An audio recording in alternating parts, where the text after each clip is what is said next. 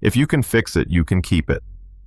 Those were the words that cut through the marble lobby like a blade. They didn't come out loud. They didn't need to. Linda Marlowe, the CEO of Halcyon Heritage Group, had a way of speaking where every syllable felt like a verdict. Her voice carried the smugness of someone used to people folding in front of her. And the way she tossed that line at the janitor crouched on the floor, it wasn't a challenge. It was an insult. Everyone there knew it. The object at the center of this little spectacle was an old music box, a piece that had been shipped in from Vienna for the company's cultural showcase. It was silent, frozen, as if time had swallowed it whole. Investors from across Asia stood in polished shoes and silk ties, whispering jokes at the janitor's expense. And yet, he didn't flinch. His name was Marcus Hale. He wasn't what people expected when they thought janitor.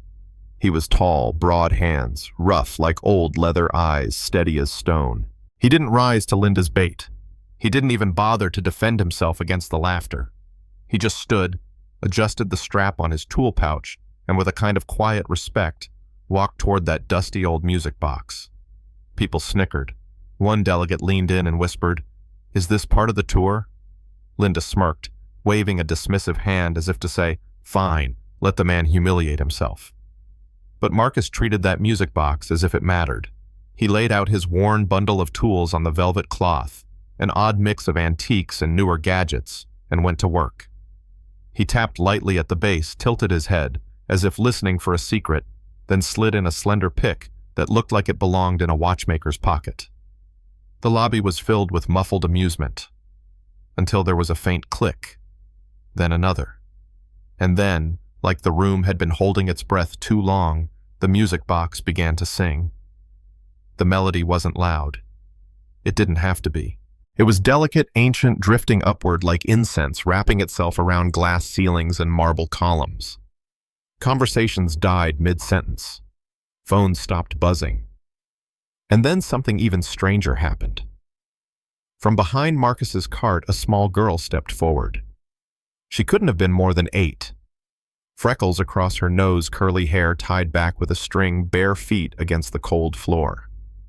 She didn't say a word.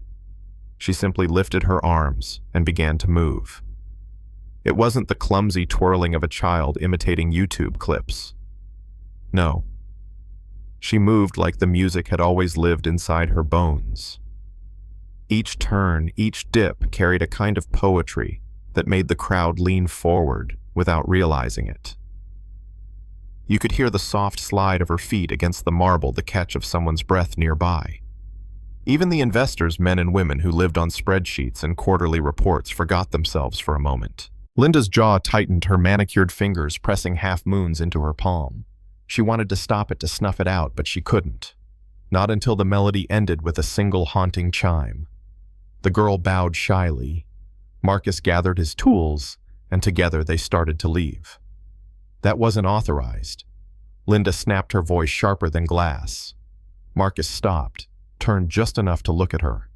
Neither was the silence, he said quietly. And then he was gone.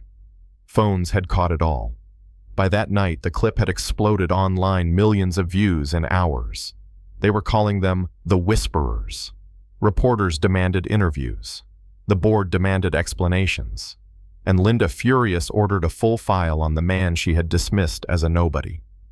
The file told a story she hadn't expected. Marcus Hale wasn't just a janitor.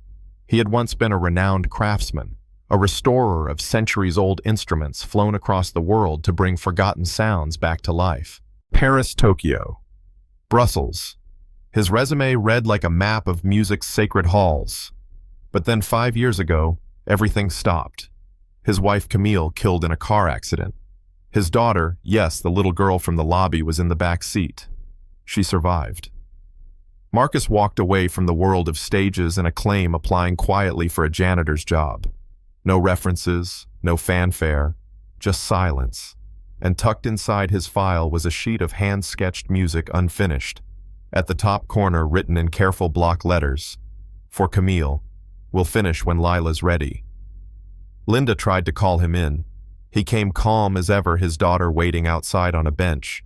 She accused him of breaking protocol, of endangering the company's image. He didn't argue. He only said, "You're right."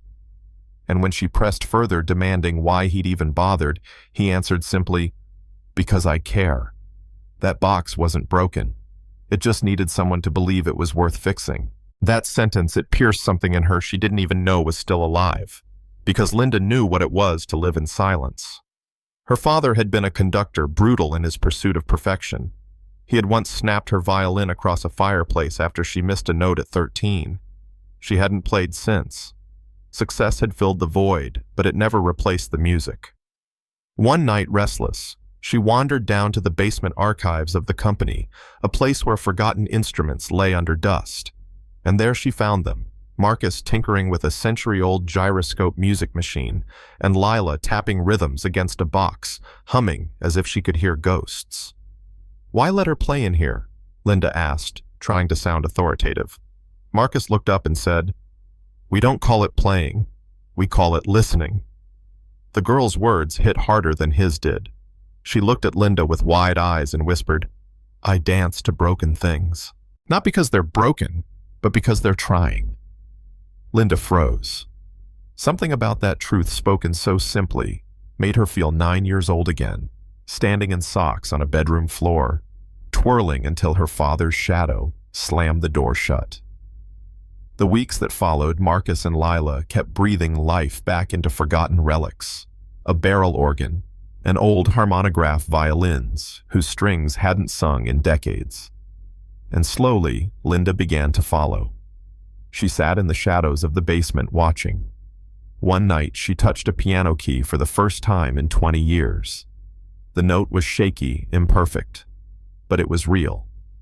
Then came the blow no one expected. Lila collapsed at school.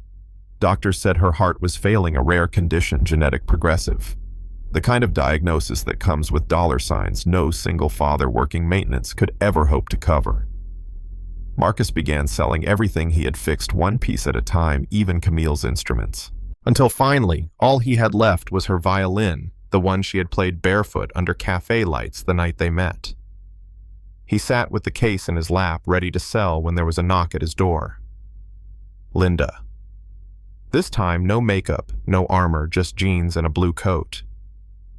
"I want to help," she said. He shook his head immediately. "No, not charity." But she pressed on. "You've already earned it. More than anyone in that glass tower." His voice cracked. "That's not how the world works." And she fired back. "Then change the world. Or at least let someone change a small piece of it for you." He still resisted. Until Lila from her hospital bed whispered, "If you play Daddy, I'll dance, even if my heart's tired." That broke him. A week later, the hall that once hosted billionaires and auctions filled instead with families, old musicians, children with dreams too fragile for boardrooms. No ticket price, no advertisements, just word of mouth. Marcus stepped onto the stage with Camille's violin. He played not for applause, not for fame, but for the breath between heartbeats. And halfway through, Lila walked barefoot onto the stage in a pale blue dress, of monitor still taped beneath the fabric. She danced soft and unsteady, but alive. The audience didn't clap. They wept. And in the shadows, Linda lifted a second violin, joining Marcus for the first time. Their music blended two instruments carrying grief and hope, while a little girl's feet reminded the world how to believe again. By the end, the hall wasn't silent, it was sacred. And the internet, once again, exploded. They called Marcus the Ghost Maker. They called Lila the Waltz Whisperer.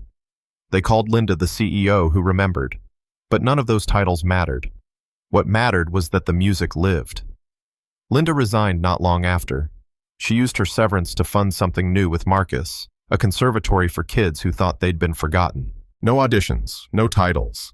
Just a place where broken things could learn to sing again. And yet the story didn't tie up in a neat bow. Some critics accused Marcus of exploiting his daughter's illness for sympathy. Others said Linda had abandoned her company out of guilt, not courage. Some even debated whether music really heals, or if it's just a pretty illusion we cling to when reality gets too heavy. But here's the truth. I want you to wrestle with. Sometimes the most broken things aren't instruments. They're people. And maybe what they need isn't fixing, but remembering. So tell me, what do you think? Was Marcus right to keep his past hidden? Was Linda right to walk away from her empire? Do you believe music can actually save someone? Or is that just a story we tell ourselves? Drop your thoughts in the comments. Tell us where you're watching from. Share the moments where you saw something broken come back to life. Because sometimes the only way silence ends is when we choose to listen.